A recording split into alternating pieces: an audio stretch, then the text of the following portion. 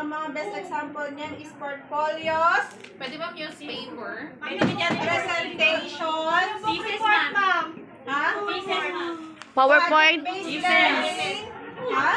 Defense. Defense, I think yes, can also defense.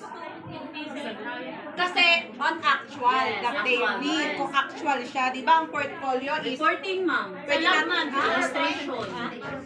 PPT. Ang presentation. Kasama ba ang PPT? Oh, so we will move on. Move on. So the paper and pencil test is traditional assessment, assesses learning in the cognitive domain. Bloom. Always remember dito. Yung sa may traditional test is kasama siya ni what? Bloom. Cognitive domain by Bloom. Bloom. Bloom. Bloom. Ay, may nagkukuha na sila dyan. So, the paper and pencil test, however, is inadequate to measure all forms of learning. So, psychomotor learning by Kendall and Marzano, 2012, or procedural knowledge by Kendall and Marzano, 2012, and learning proven by a product and by a performance cannot be measured by a paper and pencil test. So, paper, pencil, and test, you can measure or not? Cannot. So, hindi lahat po na nagtetest ng paper and pencil test, it means that you are very smart. Okay? Because you cannot measure. Kasi nga, meron din tayong authentic assessment. Magkaiba kasi sila. Kumbaga, kung sa assessment, traditional and paper, parang hindi pa siya, hindi mo siya ma-measure, even the authentic. Kumbaga, magkaiba po. Masaya. Because I think, ma'am, traditional, ang differences kasi ng traditional and authentic is yung traditional na ginagawa noon before the 21st century. Kasi ang authentic kasi, yun, diba? Parang plastic ito.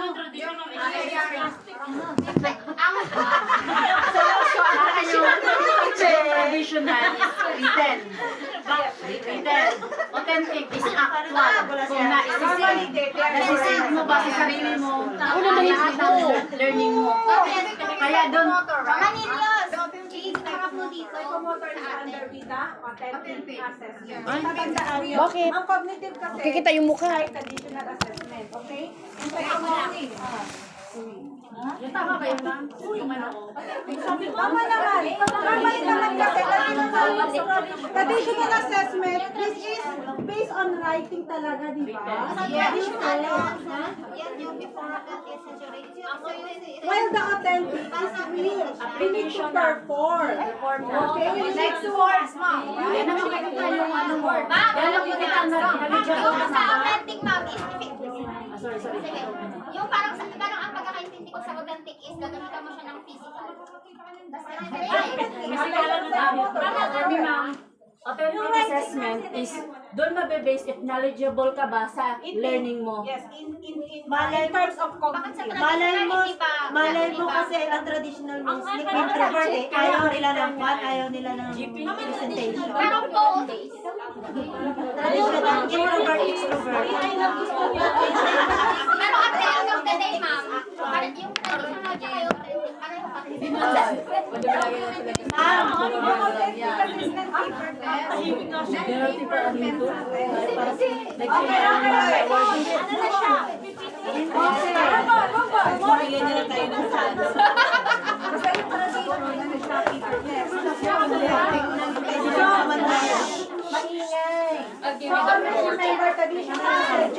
Akala ko mababato ka na rin. Authentic assessment is the real. Gets ko naman. Presentation, tapos project, tapos ano.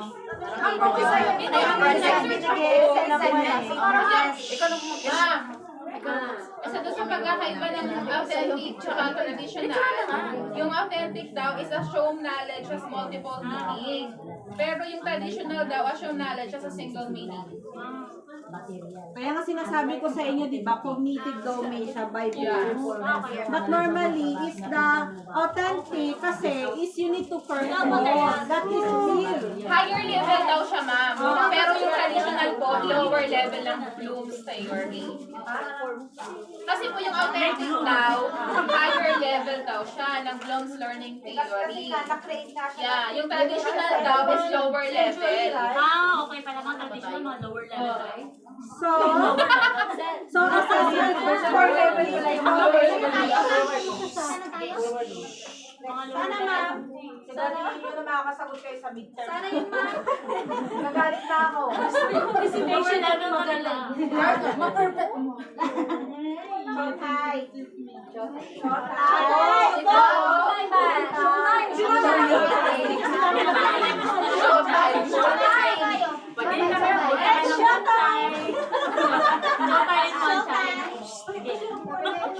Assessment tools for the cognitive domain, that is declarative knowledge, are the different paper and pencil tests. So basic examples of paper, pencil tests are shown in feature 8. So can you see the feature 8 in your books? Yes.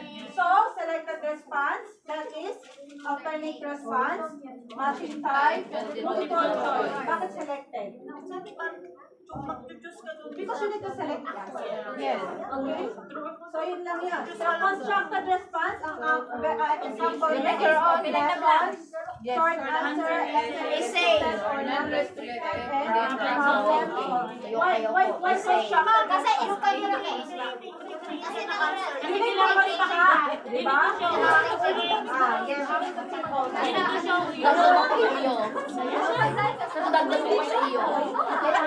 Pwede na nakinit na nga lang ako.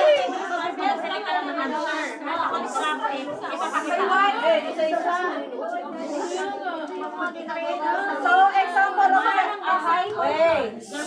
example of selected response type of test are alternate response for true or false, yes or no, 4 or 6, matching type, and the multiple choice type.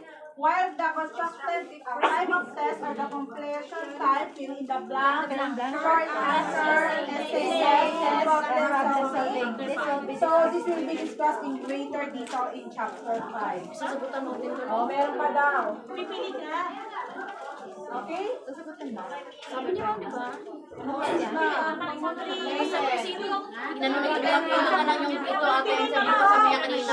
Selected response and construction response is under with the what?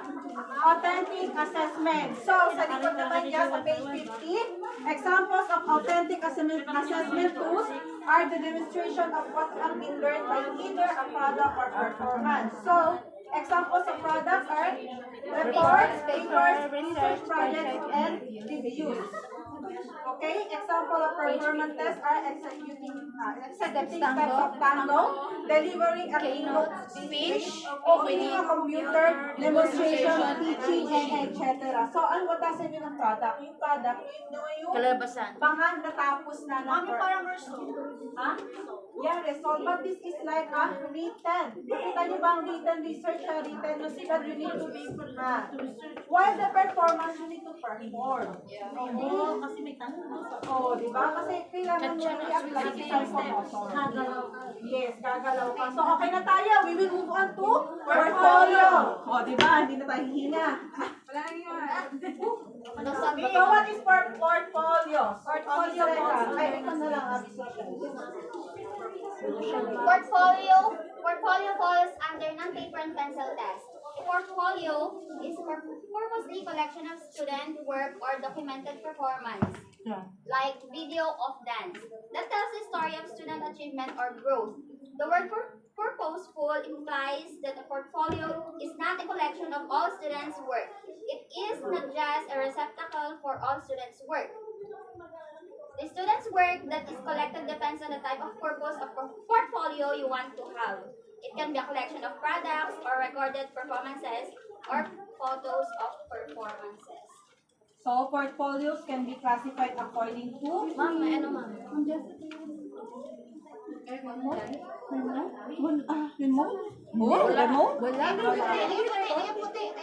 ang power.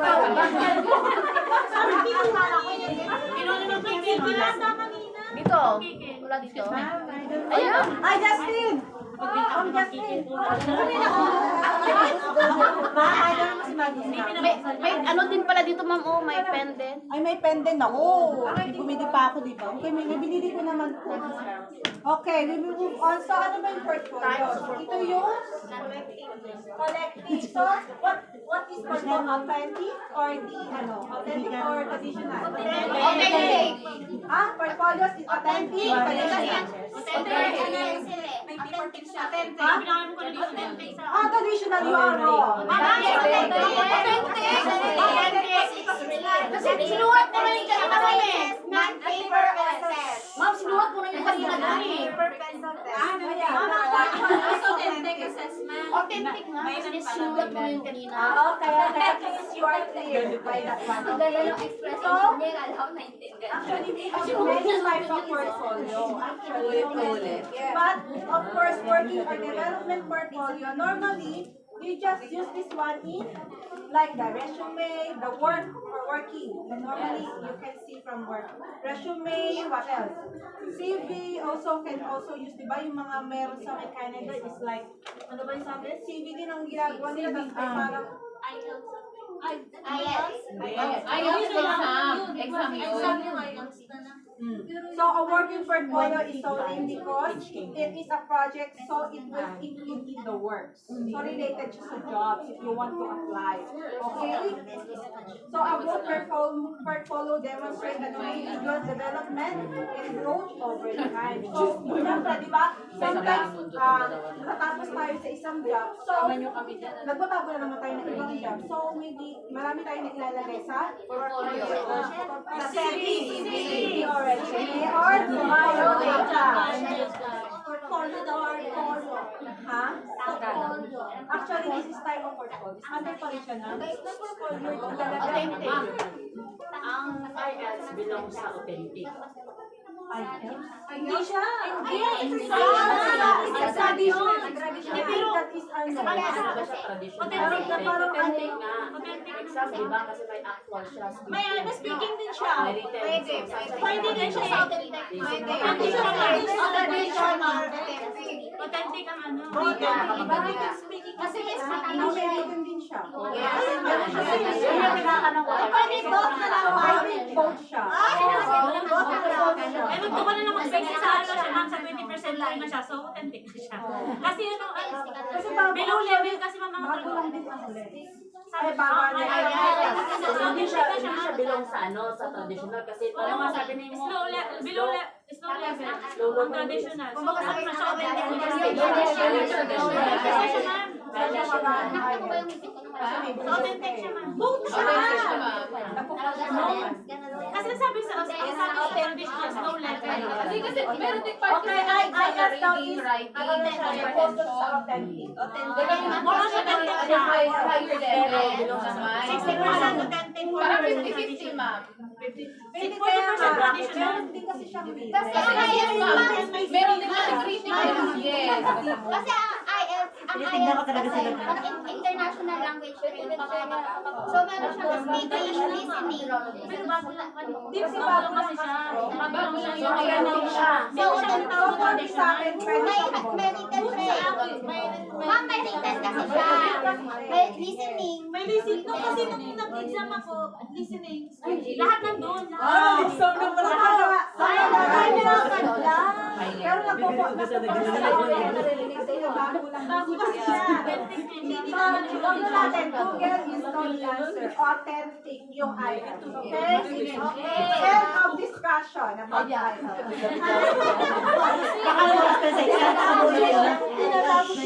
Okay, next is display showcase for best work portfolio. Alvin, tuloy. Go na naman. Ikaw na naman. Display show. Ikaw ang malibro eh. Wala ka Oh, ikaw na magbasa. Sige Portfolios can be classified according Uy, to ay, wala siyang pa na ba? Uy, hindi na sa 4.6, 1.2. Display, showcase. display, showcase, or best work portfolio. It is displayed of the students' best work. Student exhibit their best work and interpret in showcase portfolio demonstrate the highest level of achievements attained by the student. Sabi ni Mari. Good morning, my friend. India? Display of students' best work. Parang yung ginawa natin, ma'am. Diba yung ginawa natin na para daw yung nag-push. Kasi pwede makikita mo nag-award yung mga achievements. Ma'am, yung nag-award niya. Award So we will move on to 4.6.1.3. Assessment or evaluation portfolio. The name implies the main assessment evaluation portfolio. As the name implies, the main function of an assessment portfolio is to document what a student has learned based on standards and competencies expected of students at each grade level. The standards and competencies of the curriculum then will determine what students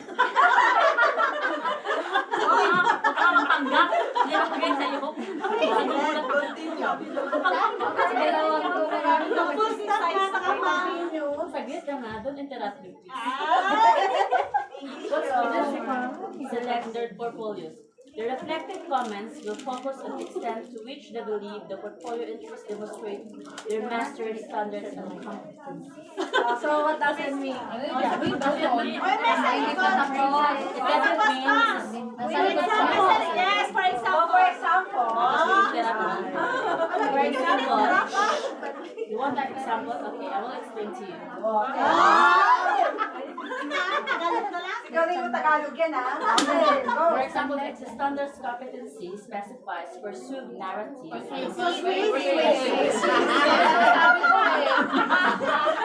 Sabihin mo sa nakagrupo ko yan, kaso na-first. Wala na. Tinanggal ko na siya sa mga Bisaya na siya nakabasa ng first Oy, Narrative and descriptive. yun ko dito for example, okay, go. For example. For example, if the standard of competencies specify persuasive, narrative, and descriptive writing and assessment portfolio should include example of each type of writings. Similarly, if the curriculum calls a typical skill such for technical skills such as use PowerPoint to report representation. Then the display portfolio will include entries documenting the reporting process with the use of PowerPoint. Okay, ma'am. You explain na to. Good, my friend. Eh, sabi mo ako naman nagbasa ako pa mag-explain. Oo nga. Kaya wala pa namang tuldok. Wala pa. Tapos pinagdulog mo pa. Grabe mo lang tuldok mo. Oh my I goodness. thought that you already understand. I understand, but you know, I'm distracted with hard math. I cannot concentrate. Always nag-math because you're the one who always distract me. Stand up and explain it. Grabe naman yun. I'm just correcting you. Okay, stand down because you're the one who's Grabe naman. Autocorrect ka kasi.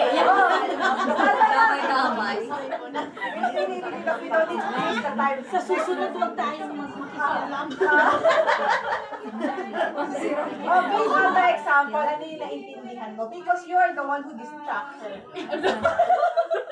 Ay, naka. Ma'am, Stand up, Miss Lagrimas. Explanatory naman.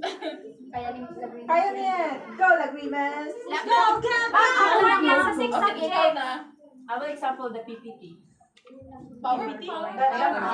Dalawang example dito, actually. You don't see? You need to compare it. Writing. Use a curriculum course.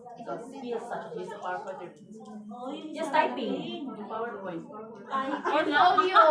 Oh, Miss Sarah. A PowerPoint. Tulog.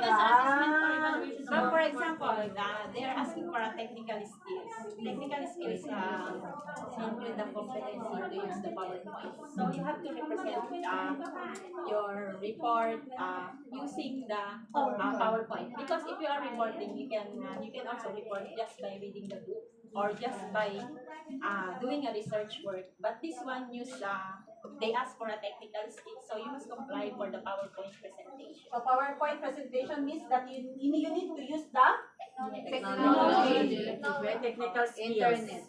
Computer, laptop. Talaga naman, pinahilo-hilo nyo pag gumanon-ganon ako. Okay, so very good, Miss Sarah. Oh, hindi naman siya nag-distract sa'yo. Sa assessment or evaluation of portfolio, ma'am. Nakakagulat ka naman. Wala ng copy.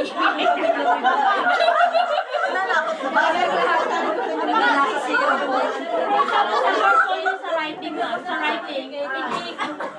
i-assess siya kung tama ba yung mga pagsulat niya, capital letter, yung full stop. Sa portfolio, of course, yun ay sabi technology. Kasi ang sabi dito, Portfolio can be on Parang ano din siya, mami. Actually, Parang authentic din siya, mami. technology, it's okay. You can also write. Yeah. Like visual aid. Parang traditional din siya, ma'am, tsaka authentic. Actually, ang Yeah. portfolio Yeah. is ano what? Portfolio is materials, ano ba yan? Books. Books, yeah. Okay, we will move on to scoring your grades. Okay na, move on na tayo guys. Yes. Ano? 7 minutes na lang pala tayo. Wala na tayong oras.